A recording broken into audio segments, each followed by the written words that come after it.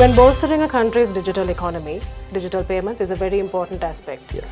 So how do you believe the public is adopting to this shift and this change? What are your thoughts? Yeah, so the public have started to adopt digital payments quite significantly. If you look at the especially last 3 years, if you look at the digital economy and the payments today, we see a huge shift from credit card to debit card usage. And also, as I was talking earlier, how the user behavior change is also something that we have to understand. A significant shift of some of the e-commerce payments and also the contactless user behavior. And also the contactless usage is also a phenomenal shift that we have, where about 2 years ago, the contactless contribution was about 19%.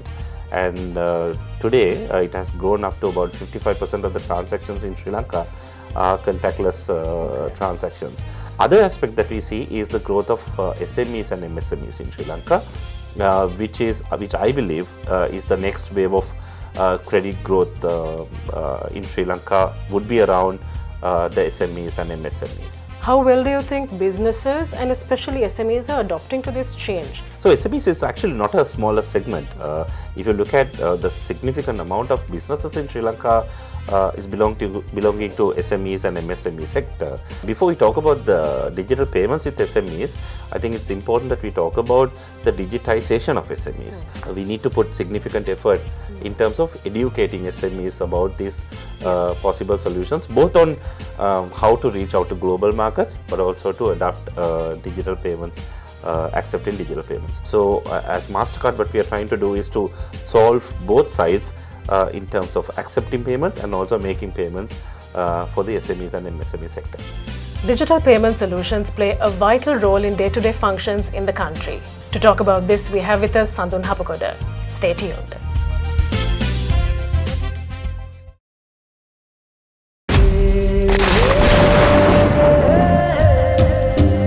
When you have an ambition, trust your instincts, move forward. This is your moment to shape your future, to be independent, to strengthen yourself. Your time is now. Accelerate your progress, empowering your progress for a fulfilled life. Union Assurance. For 30 years, LMD has been the voice of business in Sri Lanka, capturing the pulse of the nation's corporate landscape through its iconic covers.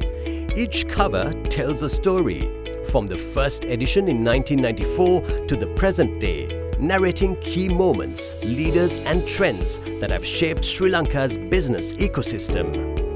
Over the years, LMD covers have featured thought leaders, business pioneers and game-changing innovations, reflecting the evolution of industries and the economy. As we celebrate 30 years, these covers represent more than just publications. They are a testament to LMD's legacy of excellence in business journalism and its unwavering commitment to being Sri Lanka's leading voice of business. LMD, Sri Lanka's voice of business, a legacy of 30 years.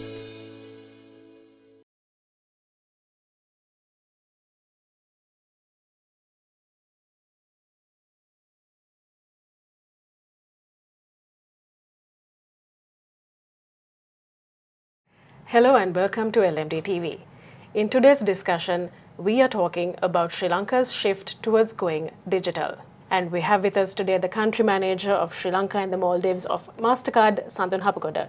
Thank you. Welcome to the show. Thank you for having me. So to kick off our first set of questions, when bolstering a country's digital economy, digital payments is a very important aspect. Yes. So how do you believe the public is adopting to this shift and this change? What are your thoughts? Yeah, so the public have started to adopt digital payments quite significantly. If you look at the especially last 3 years, the shift has been phenomenal, especially on some of the user behaviors. We see, if you look at the digital economy and the payments today, we see a huge shift from credit card to debit card usage.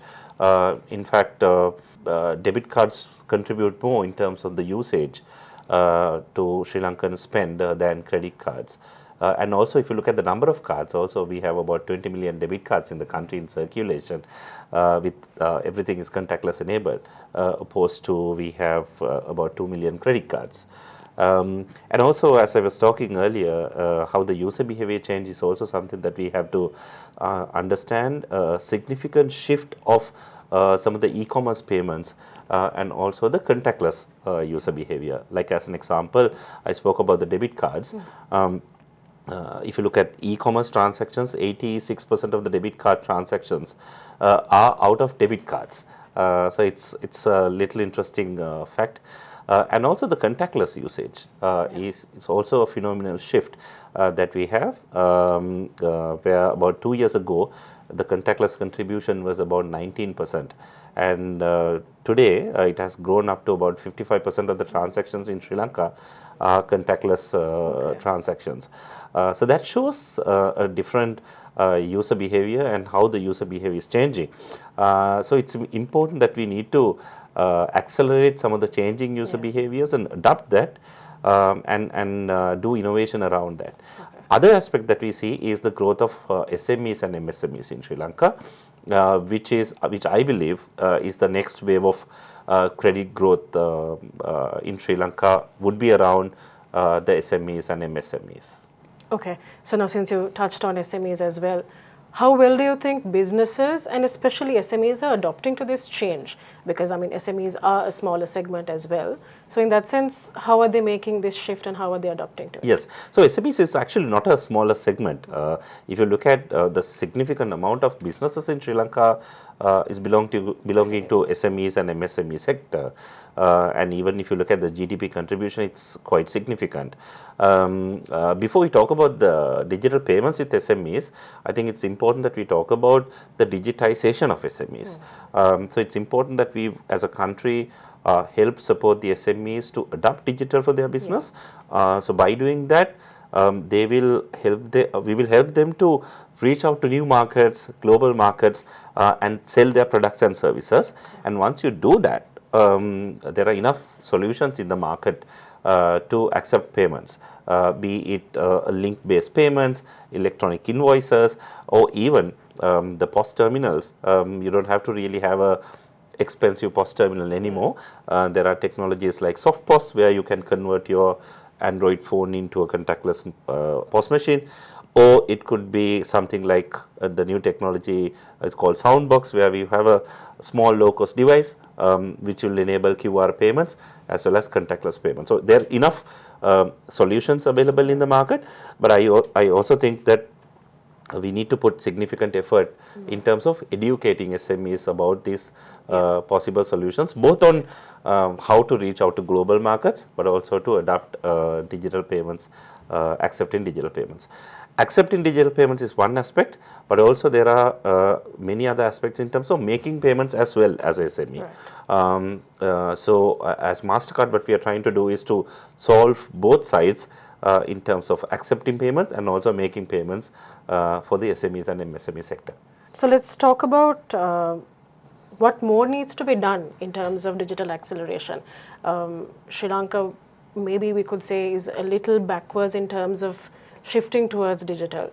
So in that sense, what do you think the country as a whole can do towards accelerating the shift towards digital payments? Yeah, so country has a decent digital infrastructure to support the acceleration of digital payments and the digital economy.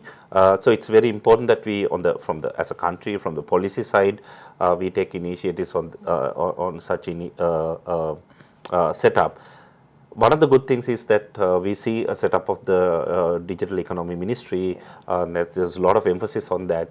There are significant amount of initiatives that has taken place by the Digital Economy Ministry, but also it's important that we get them going, start executing them as well.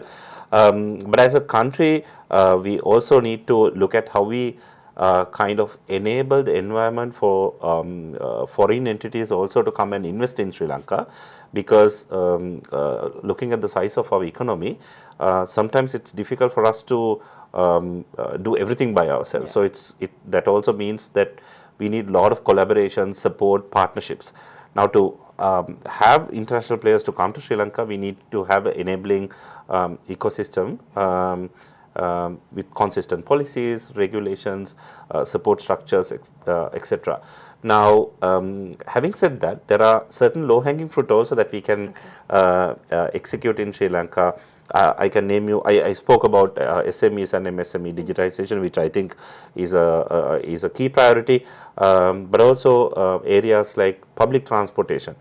Now, as I said, we have about 20 million debit cards in Sri Lanka for a population of, let's say, 17 million adults, and all of these cards are contactless enabled.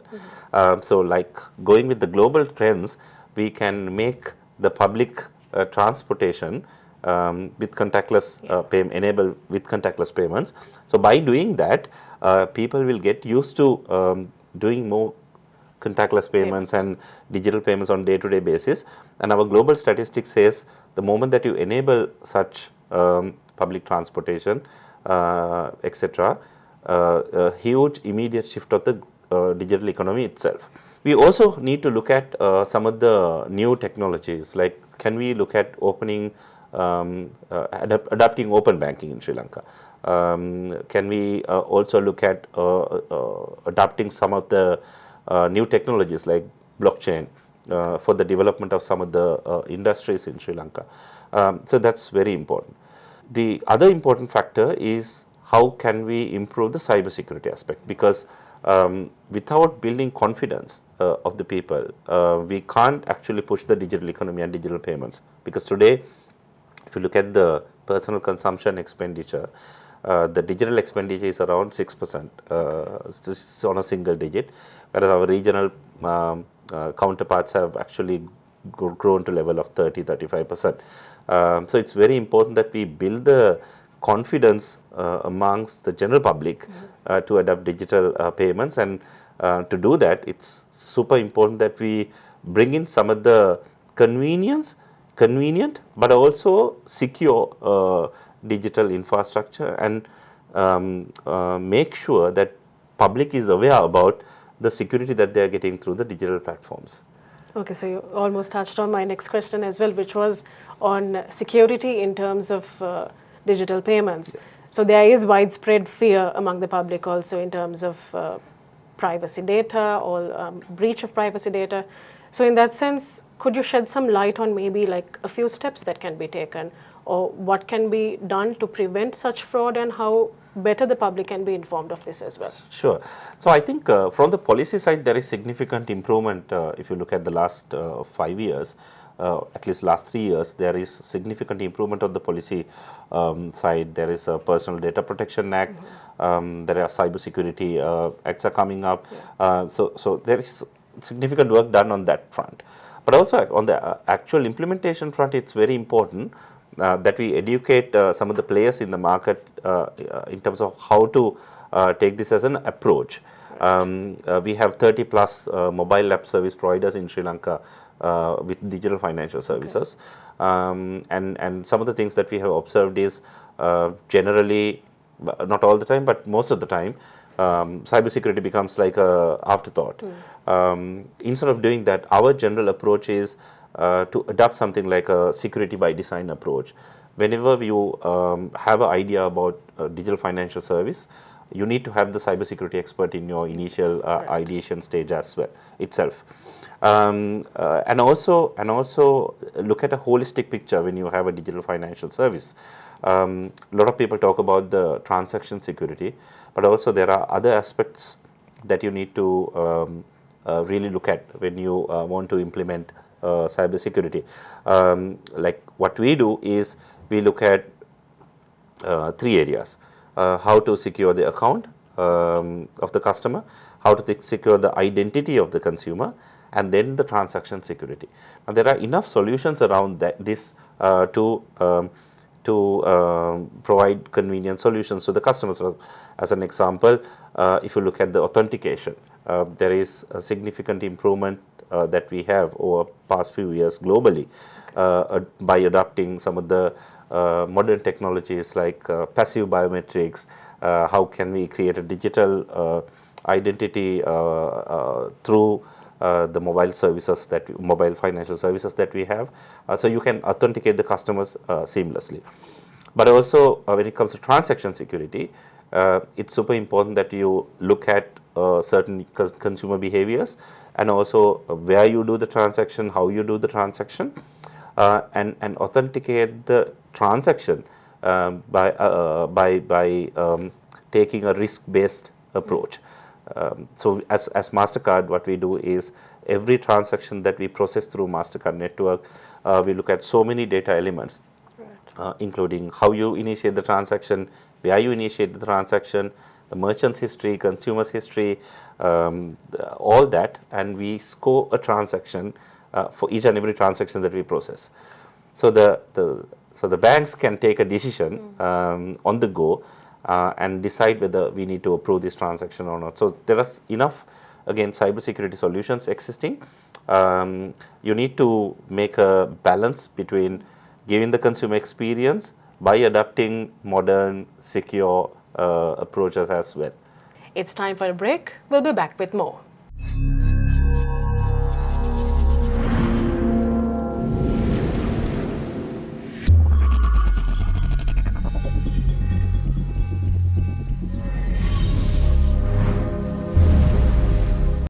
Display your brand message on digital screens at prime locations. The largest digital advertising network in Sri Lanka. Emerging Media.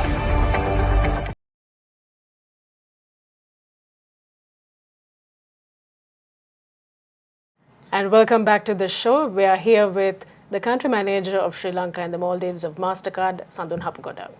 So let's talk about AI. AI is sort of like an important, again, topic that is being discussed of.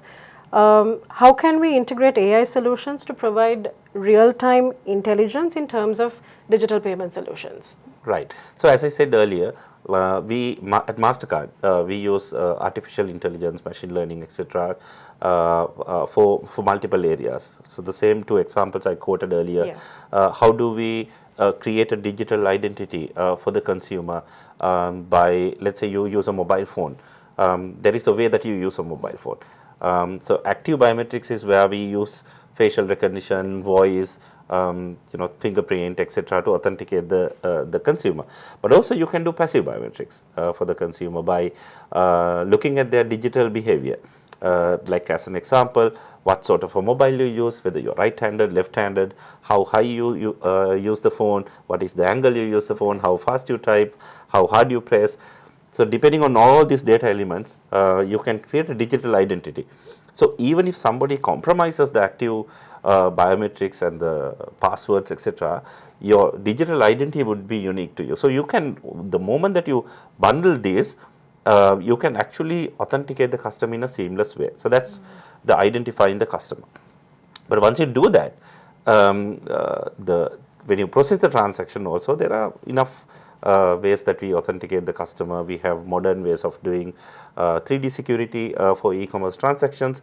But also, as I said earlier, every transaction that we process as Mastercard, we look at so many data elements, and we use our own AI engines to determine risk score for every transaction. So the issuers can take an informed decision whether to approve the transaction or to decline the transaction. So these are two examples that I can quote. I can speak for the whole day on how to use modern technologies and artificial intelligence to bring in secure solutions to the consumers. Right. In terms of challenges, there are many. So in terms of challenges, especially in shifting towards a digital economy, what do you think are the main challenges that the country is facing, whether it's from a financial institution perspective or as the country as a whole? And what would you recommend as solutions in terms of addressing these challenges? I think the Ministry of Digital Economy is taking really good initiatives on multiple areas. We see a framework that's been put out for the overall digital economy. It's important that we take more stakeholders to that and start executing these blind items, because as a strategy, as a country, we've been talking about strategies for a long time. but the execution has not been so great. So now that we have a setup done through the Digital Economy Ministry, I think it's very important that we kind of get that execution going. Also, we as a country, we have to, as I said earlier, we need to adopt some of the low-hanging items to boost the whole shift of the digital economy, like transit and multiple areas that we can do with SMEs, etc. To do this, we also need adequate resources at the right places. So one of the challenges that we would have is to address this whole resources and individuals that we have who are executing some of the policies and programs.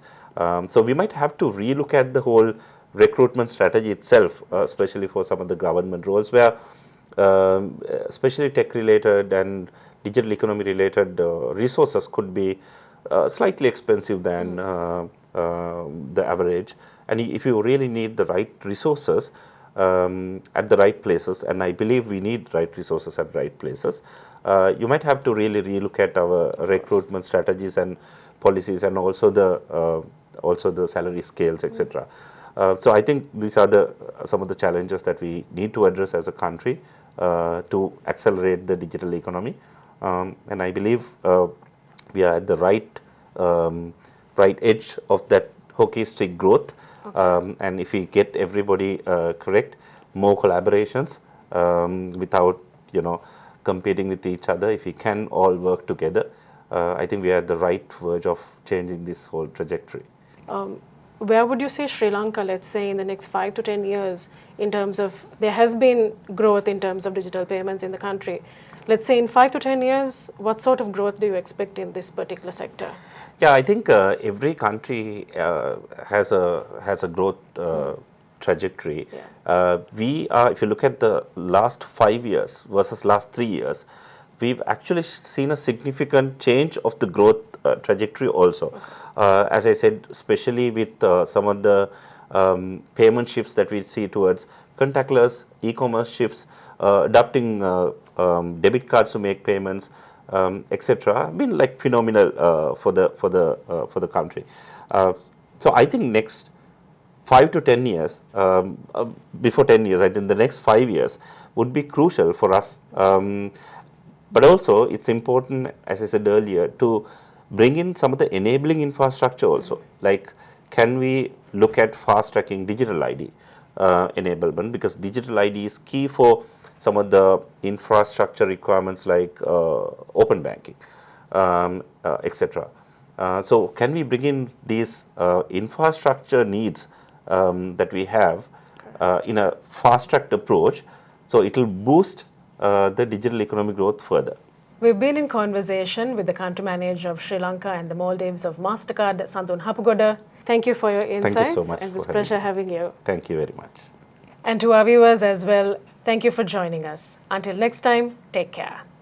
Don't forget to subscribe to our YouTube channel and follow us on Facebook, LinkedIn, Instagram and X.